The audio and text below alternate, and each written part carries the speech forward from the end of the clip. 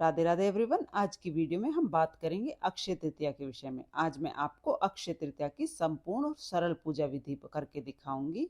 तो देखिए, वैशाख मास के शुक्ल पक्ष में आने वाली तृतीया तिथि को अक्षय तृतीया के रूप में मनाया जाता है।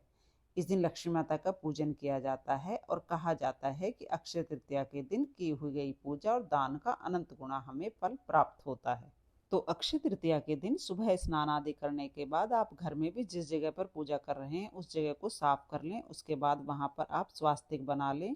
तो देखिए, गेरू से मैंने यहाँ से लीप लिया है और उस पर मैंने आटे से चौक पूर लिया है। इसके बाद चाहिए होगा हमें एक कोरा घड़ा। नया घड़ा आपको लेके आना है। हमें उस पर आप स्वास्तिक बना दे और उसके कंठ पर आप कलावा बांध दे। घड़े का दान इस दिन सबसे ज़्यादा महत्वपूर्ण होता है, सबसे ज़्यादा शुभ माना जाता है। घड़े को जल से भरकर उसके ऊपर फल रखकर दान किया जाता है। तो कोरा घड़ा हमें लेना है, उसे कंठ तक जल से भर लेना है। इसके बाद जो हमने स्वास्तिक बनाया है उसके ऊपर हम घड़ा रख देंगे और घड़े पर हम ढक्कन रख देंगे। घड़े पर हमें ढक्कन जरूर लगाना है, कभी भी कलश को खाली नहीं छोड़ा जाता है। तो देखिए, ढक्कन हमने लगा दिया है इस दिन। अब देखिए, अब यहाँ पर लक्ष्मी जी को हम विराजमान कर लेंगे। तो आप थोड़े से गेहूं या फूल का आसन देकर लक्ष्मी जी और गणेश जी को विराजमान कर दिया है। उसके बाद चारों कोनों पर हम 4 कलश रख देंगे। अब तांबे के या पीतल के कोई भी कलश आप ले सकते हैं। मिट्टी के हैं तो मिट्टी के आप रख सकते हैं। अब जो हमने कलश लिए हैं उनके ऊपर हम ऋतुफल रख देंगे। तो कोई भी ऋतुफल आप इनके ऊपर रख सकते हैं। ऋतुफल नहीं है तो आप इनके ऊपर किसी भी पात्र में चीनी या मिश्री भी रख सकते हैं। यानी कलश को हमें खाली नहीं छोड़ना है, कुछ ना कुछ उसके ऊपर हमें ज़रूर रख देना है। आप चाहें तो मिट्टी के इस तरह के छोटे छोटे कलश आते हैं, आप उनको भी, जिन्हें कुल्हड़ बोलते हैं, उनको भी आप रख सकते हैं। तो जो बड़ा मिट्टी का कलश होता है वो हमें दान करना होता है। बाकी जो 4 तांबे या पीतल के कलश रखे हैं वो घर पर ही रहेंगे। अगर आप अक्षय तृतीया के दिन कोई सोने या चांदी की चीज़ खरीद कर लाए हैं तो उसे भी आप पूजा में ज़रूर शामिल करें। उसके बाद इस दिन जौ का दान बहुत ही महत्वपूर्ण होता है। जौ और चने की दाल का दान सोने के दान के बराबर माना जाता है। तो यहाँ पर मैंने एक प्लेट में जौ रख लिए हैं। उसके बाद हम चारों कलश पर फल रख दूंगी, क्योंकि कलश को कभी भी खाली नहीं छोड़ा जाता है, हमेशा उसके ऊपर कुछ ना कुछ रख के दान करना होता है। आप चाहें, अगर आपके पास फल नहीं है तो आप मिश्री या चीनी भी कलश पर भरकर रख सकते हैं। और जो मिट्टी का कलश है वो हमें दान करना होता है। आप चाहें तो इस तरह के कुल्हड़ भी रख सकते हैं चारों कोने पर। बाकी जो 4 कलश हैं पीतल के वो घर पर ही रहेंगे। अगर आप अक्षय तृतीया के दिन कोई सोने चांदी की चीज़ खरीद के लाए हैं तो उसे भी आप पूजा में ज़रूर रखें। पूजा करने में सबसे पहले हम जल के छींटे लगा लेंगे। तो देखिए, सभी को हम जल के छींटे लगाकर भाव रूप स्नान करा दिया है। उसके बाद हम दिया जलाएंगे। तो यहाँ पर देखिए, चंदन से स्वास्तिक बनाकर यहाँ पर मैं देशी घी का दिया जला दिया है। अब देखिए, स्नान तो हमने कर ली, छींटे लगाकर करा ही दिया है।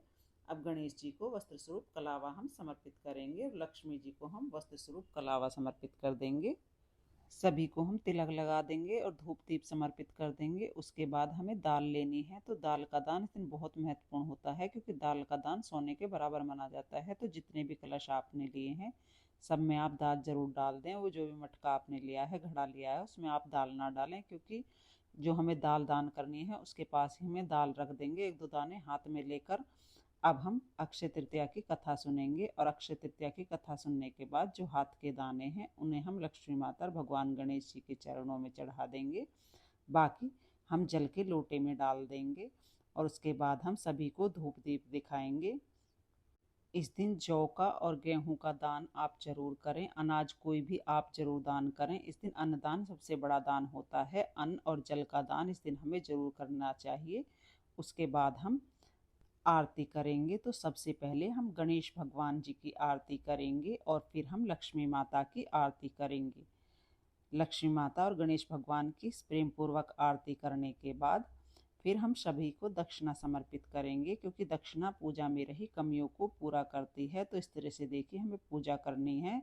पूजा करने के बाद अगर आपने व्रत किया है तो 1 लोटा जल लेकर अलग से आप सूर्य देवता को अर्घ दे दें और हाथ में चने की दाल लेकर हम अक्षय तृतीया की कथा भी सुन लेंगे। इस जल के लोटे को हम सूर्य देवता को अर्घ दे देंगे।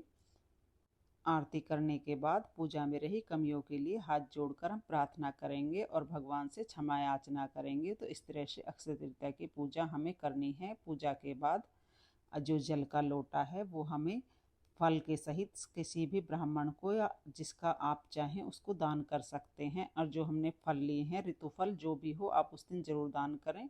और जो मटके के ऊपर जो फल है, जो गेहूं, दाल और दक्षिणा हमने ली है, वही सब हम दान कर देंगे।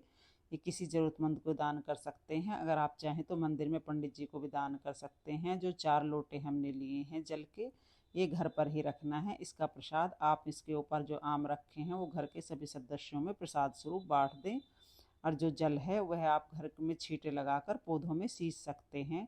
देखिए, जब भी हम पूजा की सामग्री उठाएं तो जो भी फूल पत्ते आपने पूजा में यूज़ किए हैं उन्हें इधर उधर नहीं फेंकना है। आप किसी भी गमले में इन्हें डाल सकते हैं ताकि इनका खाद बन जाए।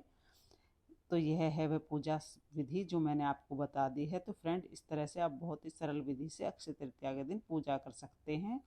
और हाँ, अक्षय तृतीया के दिन दान जरूर करना चाहिए, क्योंकि अक्षय तृतीया के दिन किया गया हुआ दान का फल हमें पीढ़ी दर पीढ़ी प्राप्त होता है। इसलिए अक्षय तृतीया के दिन जल और अन्न का दान विशेष माना जाता है। साथ ही देखिए, इस दिन हमें ऋतुफल जरूर दान करने चाहिए। ककड़ी, खरबूजा, तरबूज, जो भी ऋतुफल इस समय आपको मिलते हैं उनका भोग लगाकर आप उन्हें जरूर दान कर दें। इस दिन आपको सत्तू का दान भी अवश्य करना चाहिए। अगर ये वीडियो आपको पसंद आई हो, वीडियो आपके लिए थोड़ी भी यूज़फुल हो, तो प्लीज़ वीडियो को लाइक कर देना और मेरे चैनल को सब्सक्राइब कर लेना। राधे राधे।